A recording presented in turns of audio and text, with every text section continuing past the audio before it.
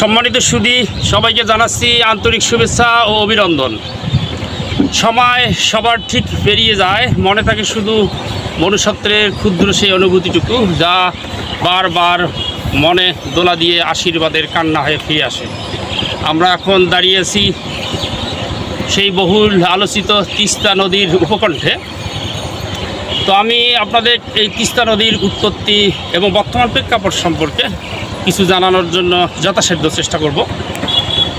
এই তিস্তা নদী হলো একটি 414 কিলোমিটার তথা 257 মাইল দীর্ঘ নদী, যা পূর্ব হিমালয়ের পাওহুলিরি পর্বতে উঠে ভারতের সিকিম ও পশ্চিমবঙ্গ রাজ্যের মধ্য দিয়ে প্রবাহিত হয়ে ভারতের যে সমস্ত জেলার মধ্য দিয়ে বাংলাদেশে প্রবেশ করেছে তা হলো মাঙ্গান জেলা, গ্যাংটক জেলা, পরিরং জেলা তথা ফকিরং জেলা, কালিম্পং জেলা, দার্জিলিং জেলা, কোচবিহার, জলপাইগুড়ি জেলা। তারপর এই তিস্তা নদী বেপরোয়া হয়ে বাংলাদেশের রংপুর বিভাগের মধ্য দিয়ে রংপুর, নীলফামারী, গাইবান্ধা, লালমনিরহাট ও কুড়িগ্রামের দিকে অসচেতনভাবে মনের উন্মাদনা নিয়ে প্রবাহিত হয়ে হচ্ছে বঙ্গোপসাগরের দিকে।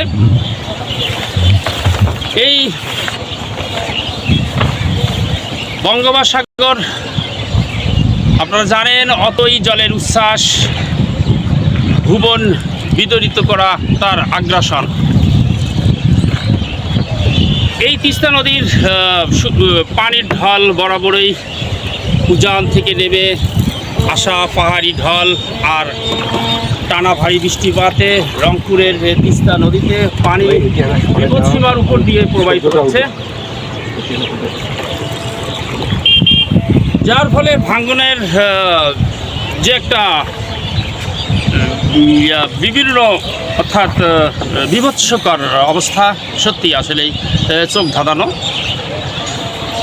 এই ছাড়া পানি উন্নয়ন বোর্ডের বন্যা পূর্বাভাস ও সতর্কীকরণকে জানিয়েছে আগামী 48 ঘন্টার মধ্যে রংপুরের নিম্নস্থল স্বল্পমেয়াদী বন্যা পরিস্থিতির সৃষ্টি হতে পারে। অপরদিকে দেশের বৃহত্তম সেচ প্রকল্প তিস্তা ব্যারেজ ডালিয়া পয়েন্ট বুধবার সন্ধ্যা 6টায় পানি প্রবাহ রেকর্ড করা হয়, তা 51.88 সেন্টিমিটার।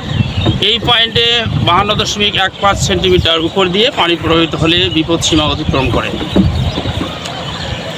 পানি বাড়ার সঙ্গে সঙ্গে জেলার কাউনিয়া, পীরগাছা, গঙ্গাছড়া উপজেলা তিস্তা অববাহিকার বেশ কয়েকটি এলাকা ভাঙ্গন শুরু হয়েছে। ভাঙ্গন কবলিত পরিবারগুলো অনেক নিরুপায় হয়ে বসতি সরিয়ে দিচ্ছে। বেশ কিছু চরাঞ্চলের বাড়িঘর চারপাশের পানি প্রবাহ অর্থাৎ পানি প্রবেশ করার খবর বাস্তবে দেখা যাচ্ছে। চরের অধিকাংশ জমি পানির নিচে নিমজ্জিত। কৃষকের ফসলি জমি ভাঙ্গন, কেউ কেউ নদীর পাড়ে বাদামের স্তূপ করে তুলেছে। স্থানীয় জনগণ জানায় কখন পানি বাড়ছে কখন কমছে বলা বাহুল্য। প্রকৃতির সেই প্রবহমান জলোচ্ছ্বাস সত্যি সবাইকে চমকিয়ে দিয়েছে। পাশাপাশি হুমকিতে আছে আশপাশের 3টি গ্রামের কয়েকশো বসত ভিটা, স্কুল ও মসজিদ।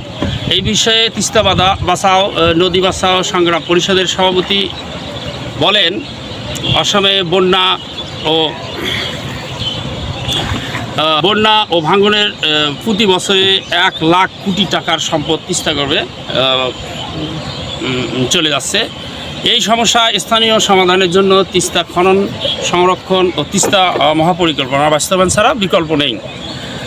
রাজারহাট ও কাউনিয়া উভয় অঞ্চলের উপজেলা নির্বাহী অফিসার মহোদয়ের সঙ্গে কথা বলে জানা যায়,